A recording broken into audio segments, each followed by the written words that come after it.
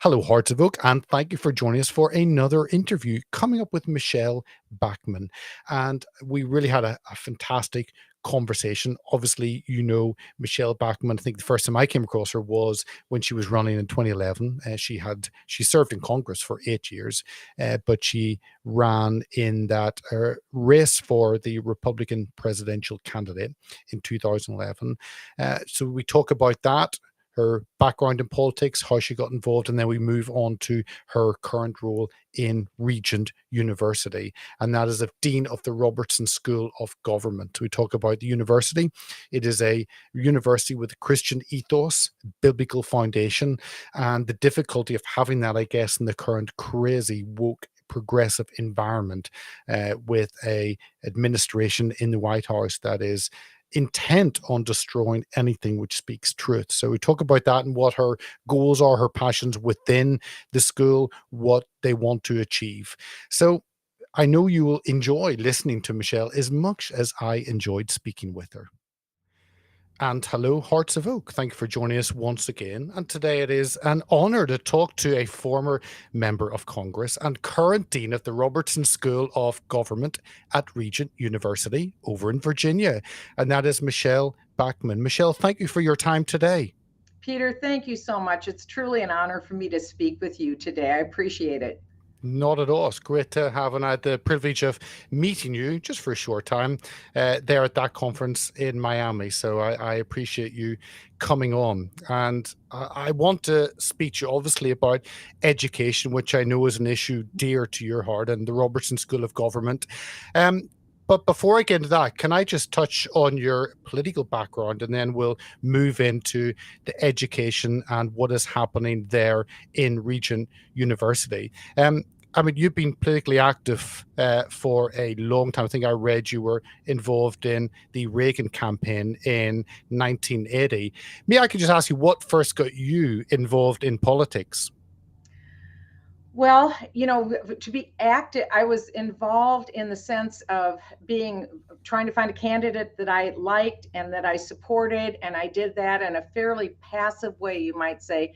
It wasn't until the 1990s when my husband and we have 5 biological children, but we took 23 foster children into our home to raise. So there were a number of years when we were very busy and very active. It was kids are us at our house for a long time.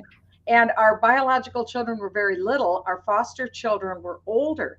And the foster children were bringing home this nonsense in their backpacks from school. And I was looking at it. And one day our 11th grade foster daughter, brought home coloring a poster for math class. That's something I would do with my 3-year-old on the kitchen floor, just color a poster. And immediately I knew 2 things. One is that if anyone needs a leg up in life, it's a foster child. They need a decent education. They can't have a nonsense education or they won't get a good job. The other thing I knew as employers, if we are using our education system to waste time having children color posters in 11th grade math class, they won't be prepared to do the real work in the real world that needs to be done. So this would hurt the American economy and American employers, and it would hurt the potential employees from getting a decent job going forward. And all I can tell you is this became a godly calling on my life. I couldn't get away from it. Prior to this, I had been a federal tax litigation attorney. In other words, I had litigated cases in the United States Federal Tax Court, but I was really living my dream job, which is I was a mother, a full-time mother at home at this point. And so God took my background as a litigator, an attorney, and I combined that with study, and I spent 2,000 hours researching what went wrong in America's educational system. I read contracts from the federal government with the state government, contracts from the state government to the local government. I read curriculum. I read testing materials. I read teacher training materials. I interviewed numerous teachers. I interviewed parents. I interviewed students. And I looked at a lot of the materials. So one day after I'd done all of this research, I went to my local pastor and I asked if I could give a presentation on what I'd learned. He said, yes, I live in a very cold place called Minnesota. It was a blizzard in December, but there were about 450 people who came out to hear my presentation, including about 25 legislators who passed and voted on this new rotten education system that they put in place. They didn't know what they voted on, and so they came out to learn about it. So I wasn't giving my opinion. What I did is I put on all primary source documents. I put the documents up on the screen so people could see what the education establishment was planning for their children. I gave videotape from their own mouths what they were saying they were going to do. And then I interviewed teachers on stage and parents and students, and they gave testimony. Well, I'm telling you, that ended up being the opening shot of the next 5 years of my life. And the bottom line is that Minnesota became the only state in the country that overturned this terrible education system. And it made me think, you know, you really can take on City Hall and prevail on something that seems absolutely impossible. Because what I found was two things. I would go into a city, I'd give a 2-hour presentation, and at the end of the presentation, parents and people who were in the audience would say two things. One is, not with my child, you don't. The other thing they would say is, I've got my pitchfork, where do I sign up? And so I wasn't trying to start an organization. I wasn't trying to be an activist. This was just a calling that I had. But ultimately, I ended up running for the Minnesota State Senate, which is our state government. I defeated the longest sitting senator in our state because I wasn't political. Yeah. Democrats, Republicans, independents, apolitical people, they all came to the same conclusion. They didn't want this for their children. And so that was the issue. So we were successful at the state level. Then the seat became open for the United States Congress where I lived, and I was urged to run for that seat. I did. I served in the United States Congress for 8 years. I served on the Intelligence Committee. We dealt with the classified secrets of our nation. Primarily, we dealt with terrorism. I also sat on the Financial Services Committee. When we had an economic meltdown in 2006 to 2008, I had a seat on that committee as well. So I was able to be involved. This was during the Barack Obama time. So I was able to be there on the front lines of some of the most consequential issues in our nation. It was a privilege to be able to be there. I worked very hard. And then when I left the United States Congress, I voluntarily chose to leave and not run again. I should say in 2011, I ran for president of the United States. And I did that from the Republican Party. I did it because Barack Obama passed Obamacare, which is socialized medicine. I know in England you have socialized medicine. Yes. I knew in the United States we had an excellent form of healthcare. In Minnesota, we have the #1 hospital in the world, which is the Mayo Clinic. And so I knew if we had socialized medicine, we would only see our health system downgraded. And I didn't want to see that. So that was my issue, to repeal Obamacare. I ran for president on that issue to repeal it. And the bottom line is that when I left the presidential race, I was the first woman ever to be in debates from the Republican Party. No woman had ever done that before. And I'm still to this day the only Republican woman who's ever won a presidential contest. I won the Iowa contest. So what my contribution ended up being is that the Republican Party had to change their platform, and they had to adopt my position, which was fully repeal Obamacare. Because of that, we went on to win elections in the next 3 cycles on that issue of repealing Obamacare. So even though I didn't win the presidency, my contribution was to change the discussion in America. So people didn't understand socialized medicine. They didn't understand what a negative it could be to hurt our current healthcare system. So once I had left that contest, people understood. They asked questions, and they were no longer willing to deal with socialized medicine. And that's why President Trump, when he ran, he also ran on repealing Obamacare, and he took the worst features out when he was president.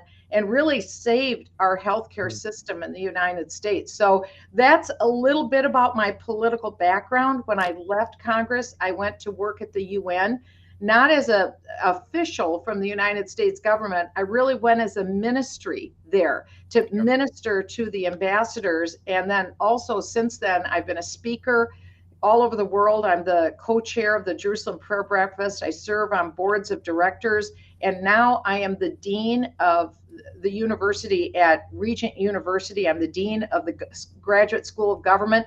We have a PhD. We are a biblical worldview law school, which means, and many other degrees. We come from the perspective of, we're a Christian college, but we're serious about our faith. We believe that the Bible is true, and we take the Bible at face value. And so we teach our subject matter from the point of view of what does the world have to say about the subject matter, and what does the Bible have to say. And we want people to be able to argue both ways. It's a very successful school. We have 13,000 students or more from all over the world. Our degrees are online. We're just starting the first online PhD in government. People could take it from anywhere in the world. And I'm very excited about what we're doing here, because higher education has become a wasteland in America, because it's really about, do you have the correct opinion according to a Marxist philosophy? That's where most education has gone. And we want our students to know what Marxism says, but we want them to know what other philosophies have to say, so that people can make their own choice. And today in Minnesota higher ed, or not Minnesota, I'm sorry, in American higher ed, it too often students aren't even allowed to have their own opinion. They're forced to share the same opinion as the faculty member. So here we're very different. We believe in free speech. We believe in finding what the truth is, and then being able to equip people with real skills to be able to communicate and write and learn and reason and go out and take on the world. So that's what we do at Regent University. Well, I want to expand on that, but just one other question. I remember watching the 2011, and your name being in the mix, and it seemed exciting to me because you were someone very high profile in the Tea Party. You were a strong conservative, but also you were a Christian who took the Bible seriously, and that seemed to it meant that you suffered a lot of flack and were attacked for that because you didn't tone down your position as a Christian in the public eye. What was, just give us a little insight into that year, because it's I guess when you look back, it's a stranger that very few people experience that. Well, you're right. At that time in 2012, it was the most powerful position in the world to be that leader. And I didn't take it on thinking necessarily I would even win. I didn't grow up as a little girl thinking I want to be president of the United States. So it wasn't an ego trip. In fact, it was just the opposite. I knew running for president of the United States could mean bankruptcy for our business. It could mean all sorts of lashback to our children, to myself. So we thought very clearly about it and heavily about it. My husband and I fasted and prayed, meaning we went without food, and we tried to pray and ask God for direction. Should I do this? Shouldn't I? And the reason why I wanted to run again is because of this issue of Obamacare. That bill had been passed through the United States. And maybe some of your listeners remember the Speaker of the House, Nancy Pelosi, at that time famously said, we have to pass the bill in order to know what's in it. No one knew what was in this bill. No one knew what socialized medicine would mean for the American people, the American population. And so I knew a little bit from being in Congress, but quite literally, the bill was rolled out hours before we had to vote on it, and by design, so that the American people wouldn't know what was in the bill, and so members of Congress wouldn't know what was in the bill. Once we knew what was in the bill, we knew how devastating this would be to medicine, but also to our economy. Socialized medicine is a killer. It's a nail in the coffin of growth in any economy. So that was my whole point, to be able to bring that forward. I had urged other members of Congress to run for president. They didn't want to, for obvious reasons. It subsumes all of your life and it can ruin your life. Yeah. And so we made the decision to go ahead and do it. And it was difficult. I will tell you, quite frankly, I'm an unapologetic believer in Jesus Christ. And the LGBT community decided to make an example out of me. I'm not a hater. I don't hate anyone who's LGBTQ. That wasn't my platform. I wasn't even talking about the issue. But they wanted to destroy me. They wanted to destroy my husband. They wanted to destroy my family. They made up lies about my husband and my family, and they almost bankrupted our business in the process. It was an extremely ugly process. And I told my husband, do you want me to drop out? I'll drop out. And he said, no. He said, he said, we stand for a few things. One is family. We believe in the importance of family. We believe in the importance of marriage. And we believe in the importance of standing up for the unborn, for human life. And if we can't do that in America without being destroyed personally, then there's a problem. So he was literally, this is how brave my husband, my family were. They were willing, if it meant we'd lose our business, we would lose our business. That took tremendous courage on his part. So we ran, we did our part. I'm so grateful, but I truly believe that if the Lord calls you to do something, he's going to have your back. To this day, we still own our business. We're not millionaires, but we still own our business.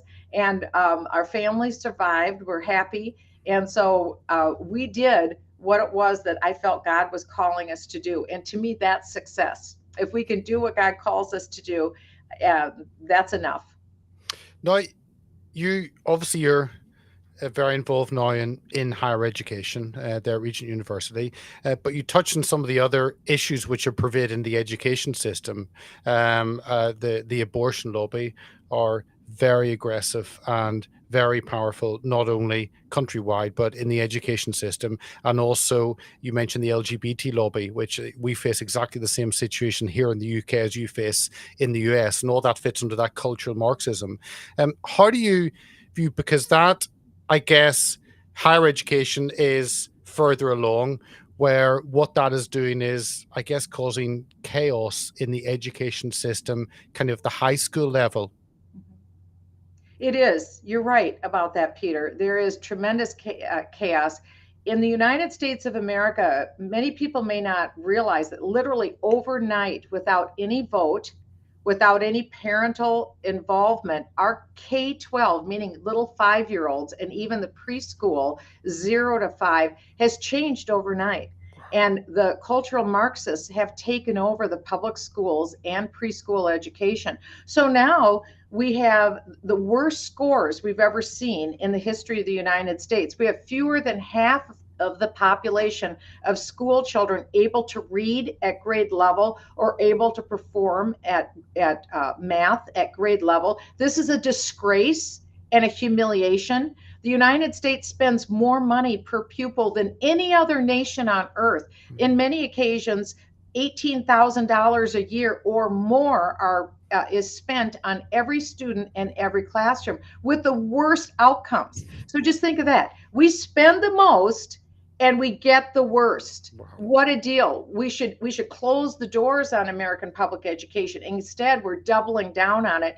But a lot of people, a lot of parents are saying, not with my kid, you don't. They're pulling their children out of public school.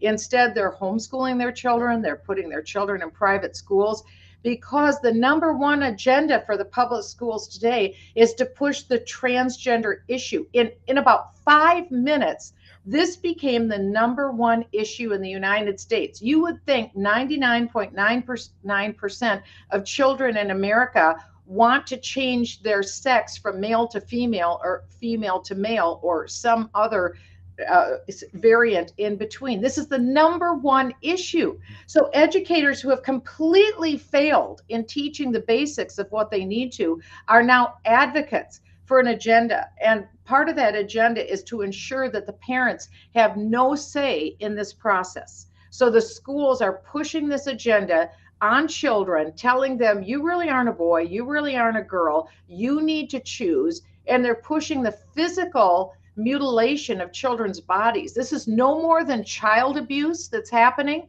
It's happening at taxpayer expense. The people who are paying for it, parents, aren't even allowed to know what is happening with their children. The radical abortion agenda is being pushed in American public schools. Chemical abortion is being pushed on these children. Radical sexual issues are being pushed on children, telling little children in elementary school age, you should be exploring, you should be practicing sexual practices. It's absolutely out of control.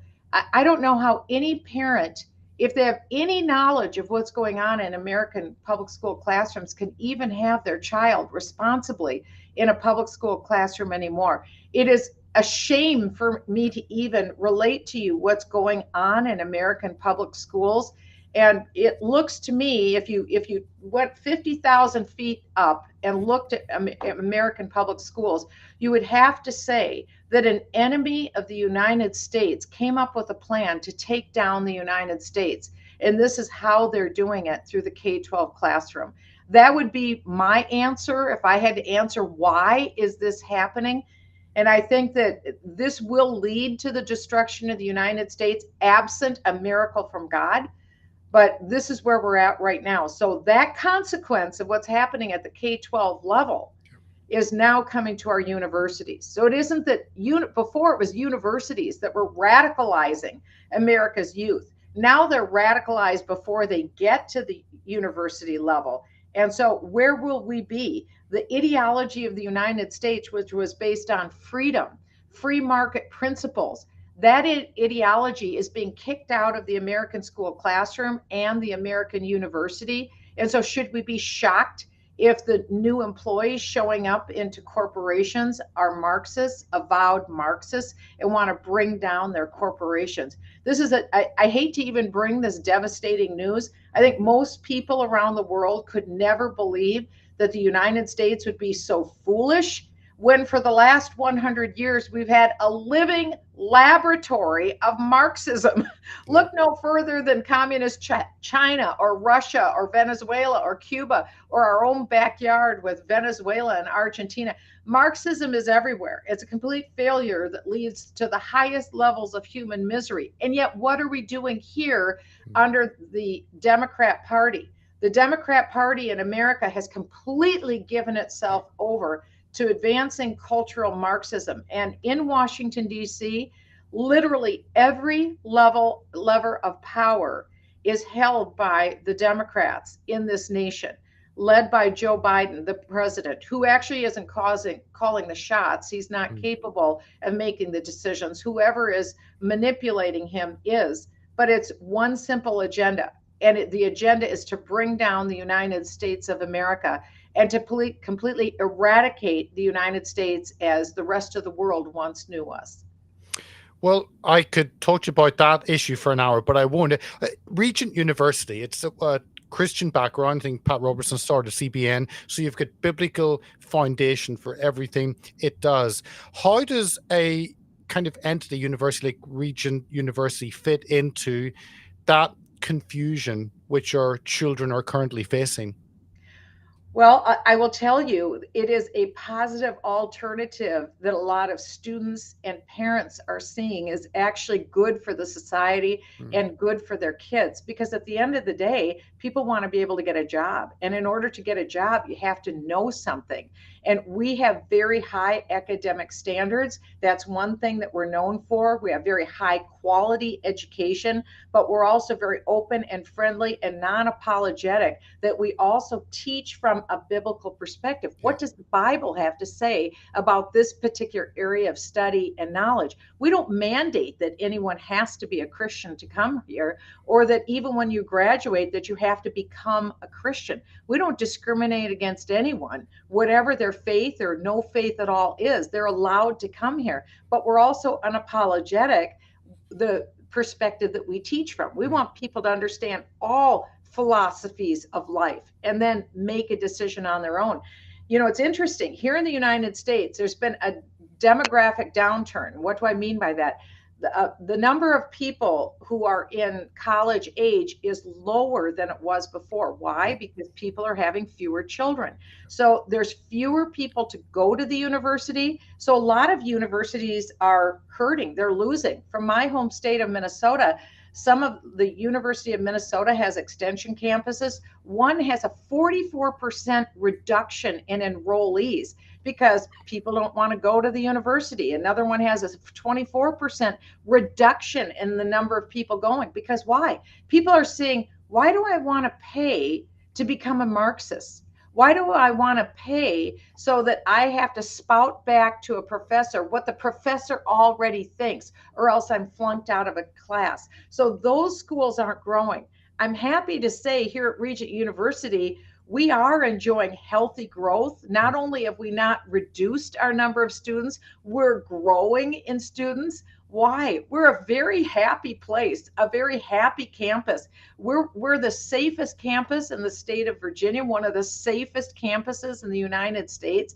We have a lot of happy people here, and it's because we believe in the goodness of life, in the goodness of things that can happen in life. We're a very positive campus. So people are choosing to come here. Why? They want a high quality education, a high quality background. I'll just give you one example. In our law school, for instance, we have some of the best responses in practice. There's something called moot court, where our law students go and they vie with Harvard and Yale and Princeton and schools that you've heard of. Our students are the best of the best at moot court. I just had a dinner the other night with our law dean, and he was telling me, in Harvard, you don't even bother applying to be a clerk for an appellate court judge unless you're in the top 15% of your class. Our students were appearing in moot court. We had appellate judges go to our dean and say, we want to hire your students. They don't even have to apply. We want to hire them. They are so good. And it's because we believe whether you're in business, whether you're in the Graduate School of Government, whether you are in law, whether you're in any of our other degree programs, we want the best. Yeah. Number one, straight up, we want the best trained students there are. And then from there, we want to add to that philosophy of life. What does the Bible have to say? And, it's pretty interesting. It's profound. These students end up being the leaders in their professions, and they go out and they accomplish great things. So that's our motto here at Regent: Christian leaders to change the world. And again, we're open to Jews. Yesterday, we held a big conference with a number of rabbis here just on the issue of Israel. It was a fabulous conference. And these are the kind of things that we're doing here. And we have a number of students today. I was just walking on campus. We have students walking all over campus for a college preview weekend. Again, the parents are looking us over. Is this where I want to send my child? And the comments that we get back, people say, I had no idea. I had no idea that there was still a college like this anywhere.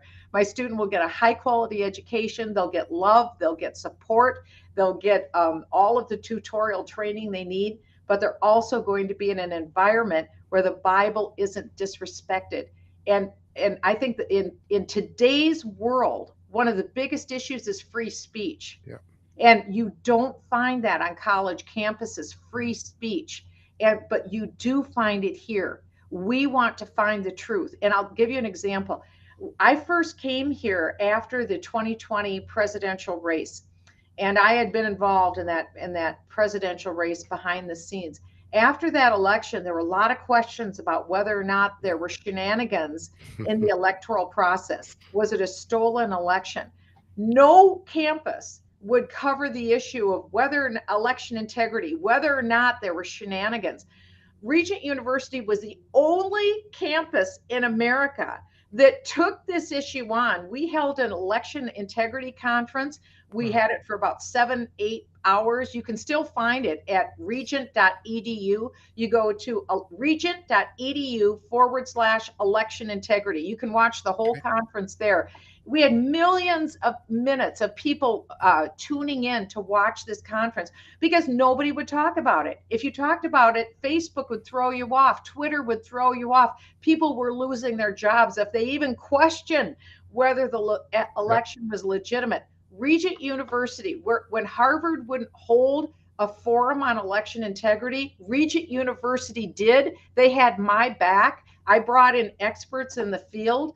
And we had what we contributed nationally to the conversation is this. It is reasonable to talk about the issue of whether or not the election results were legitimate because there's so much evidence out there to show the tampering. So it doesn't matter what the area of study is, we're open to questioning almost everything, but we do it from a high level, from a high academic viewpoint. We're not wearing tinfoil hats. We're not freaks. We're not out there. We want to look at the truth. We want to get to the truth. And I think, shouldn't that be what every student has the right to do, to have free inquiry? That used to be the basis of university life.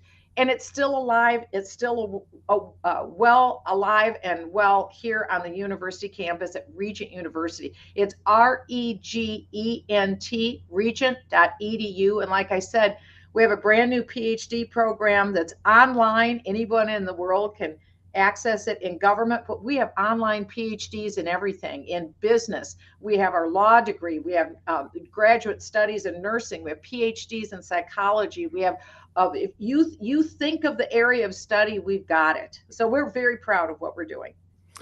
Shenanigans is a beautiful word. I couldn't have put it better myself looking at the 2020. Can I tell us about the Robertson School of Government? You've been there now, just over 2 years.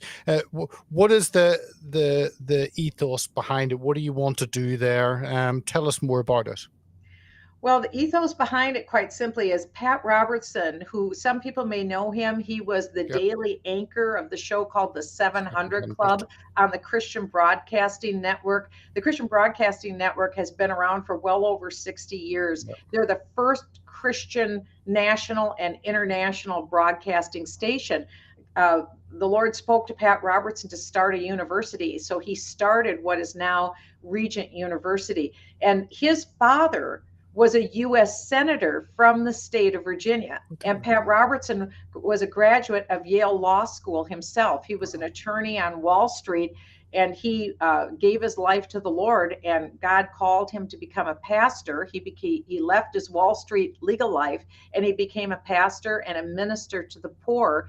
And then God called him to start a radio station, a TV station in Portsmouth, Virginia. So he came down here, and the rest is history.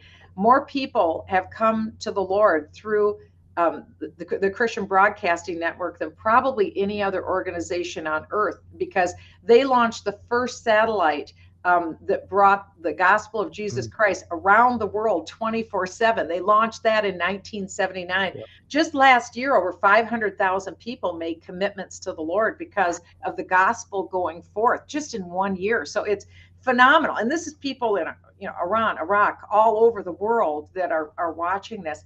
So they had the Christian Broadcasting Network. Then they started the university. His father had been in the United States Senate. Pat Robertson was very interested in politics. He ran for president of the United States himself. I think maybe in 1988 or 1984. I can't remember. I think maybe it was 1988. And he didn't win, obviously, but he was very concerned about our country and the direction of the country. And he wanted to make sure that people would run for the United States presidency and higher office who knew something about America's founding. We have an incredible founding in America, and our history is being stolen from us because the current generation isn't being taught about our godly heritage and about our foundations of this nation. So he wanted to start a school of government so that people understood what is our Declaration of Independence about. As a matter of fact, here in the building that I'm filming from, we have in the main lobby a copy of the Magna Carta. That Wow. is the foundation stone, that no man is above the law, including the king. And so we have a huge, giant replica of the Magna Carta as the foundation stone. We have a copy of the Mayflower Compact, the charter that King James had signed. Hmm. We also have a copy of the Declaration of Independence and of the Constitution of the United States and the Bill of Rights. Today in law schools, these documents are irrelevant, Yeah. because it's whatever people think in the moment. We believe that the law has a basis. And so we want to make sure that our students in government understand what American government is, what international government is, what various nations believe and think. We want to make sure they understand how a city is well run. This university is located in Virginia Beach, Virginia. It's right on the Atlantic Ocean. So we're a beautiful area of the country. And we are the cleanest city in all of the United States. We're very well run. And the mayor of Virginia Beach is on our faculty. He's a PhD. And so we have a focus, one of our PhDs, in how to run a city. And that is a big issue in the United States right now. We see our big cities imploding and becoming a place where they're not livable. So we have a PhD in American government. We have a PhD in how to run a city, the well-being and the welfare of a city. We also have one in national security studies, which is vitally important. I sat on the Intelligence Committee. Also in comparative politics and in international politics. So we want people who can go into all areas of government, whether it's international, national, or state and local. And we want them to be the leaders, to bring solutions, because it's not worth anything if you graduate with people with PhDs and they don't know anything. So we want to be very practical and teach people what are positive solutions for running a city, for running a country, for weighing in to understand foreign policy. That's really what we were focusing on yesterday. I spoke on the San Remo agreement that the Allied powers agreed to right after World War I, when the Ottoman Empire collapsed. We had a fascinating discussion yesterday in our conference on Israel and Israel and the Jewish people's rights to the land in the Levant. So we have a lot that's going on every day here, and it's to pursue positive ends and solution for the problems in our day. I mean, a lot of things you've talked about, not only you personally, Michele, but the university itself, are the opposite of what anyone in the current White House would want. And you've had 8 years of Obama and then into Biden, or maybe that's just following on from Obama. But what is it like for you as a institution that wants to speak truth, but also wants to give students the ability to argue and reason and debate and really come to their own conclusion? That must, and I guess is becoming even more difficult with the current administration that wants to stop that critical debate, discussion, and biblical values. What is kind of the struggle for you as an institution to keep that ethos and to keep that truth? Well, I think we have a very strong leadership at the university that understands our mission statement and why we're here. And I think the reason we've been so successful for 46 years, that's how old the university is. I think the reason why we haven't gotten off the rails and why we haven't lost our focus, our mission statement, is because we understand who we are and why we're here. And I was here in the charter class of the law school. So this is where I went to law school, and that was about, well, we started in 1979, so that'd be 44 years ago. And that mission remains. And I think that's why we've grown. That's why we're successful. But as far as the world is concerned, we have to be accredited. We have to be accredited by institutions that don't necessarily share our values. And so we have had to go through, every one of our schools has to go through that accreditation. Then we have an overall accreditation that we have to go through, and we have succeeded on that. But a number of these boards now are being taken over, and the demand is that the institution has to demonstrate a fidelity to Marxist values as opposed to the institution's values. So we'll see how that goes. We just successfully received the renewed accreditation for our law school. Our university also has been successfully accredited. So we have to continually make sure that we are doing the best of the best, that we're meeting every metric. And I think our calling card has been, there's no question about our quality. There's no question about high academics. We're not socially promoting students or just passing them. We're meeting every one of our tests. We make sure all of our reports are on time. Our faculty has to make sure that they're doing everything that they have to do. They all have to be well qualified. And I will tell you, I just hired in the last month the top guy in his field in the country on the issue of America's origins for our School of Government. He will be helping lead our PhD program. He's the best in the country, high scholarly value. He has another book that's coming out now in about a week or so. This is the kind of people we're attracting, because in their schools, I'm not saying in his case that was true, but for a number of our faculty who come to us, they're coming from schools where they can't necessarily tell the truth anymore. They can't necessarily show what the data says. We're very data driven, metric driven. What does the data show? Especially in the area of psychology. Oh my goodness. It is amazing, the data for when you follow one path in life versus when you choose another path in life. You don't have to take my word for it. You don't have to believe what the Bible says, but you see a completely different outcome based upon the path that you choose in life. We have an incredible psychology school. My husband graduated with a master's from this program. We have PhD programs, PsyDs, all the rest. And I will tell you, the people who come out of this school, they actually have something to offer people in the counseling room. There are a lot of people after COVID who have severe anxiety, severe depression. A lot of children have been traumatized. An untold story are all the little children who were abandoned to a screen, whether it's an iPad or the computer or a cell phone. And little children who've lost their innocence at age 3 and 4 and 5 and 6 and 7 and 8 and 9, who have seen things and who are addicted to things on the screen that has completely changed their countenance. I had dinner 3 nights ago with a woman on our board of trustees who's from Panama. She started a very successful school that's going to go viral in Latin America. And she told me that she can see it.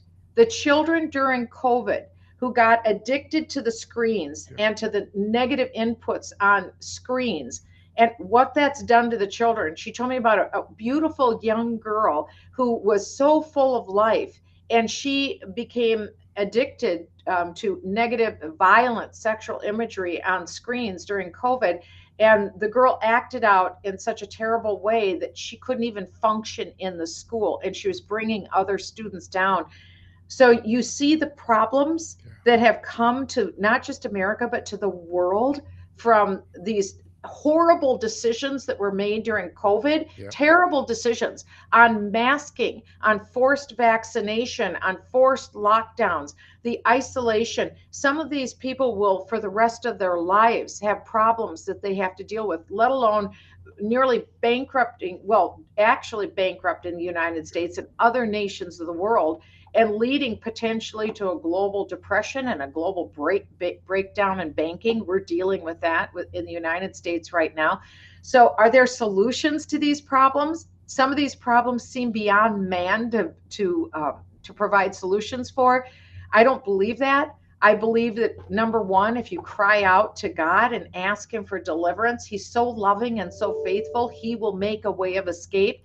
But I also believe that there are patterns for success that we can learn and discover. And if we follow those patterns for success, even nations can dig themselves out of a quagmire. And I truly believe that people who've experienced terrible pain and suffering and trauma and grief, they can find hope.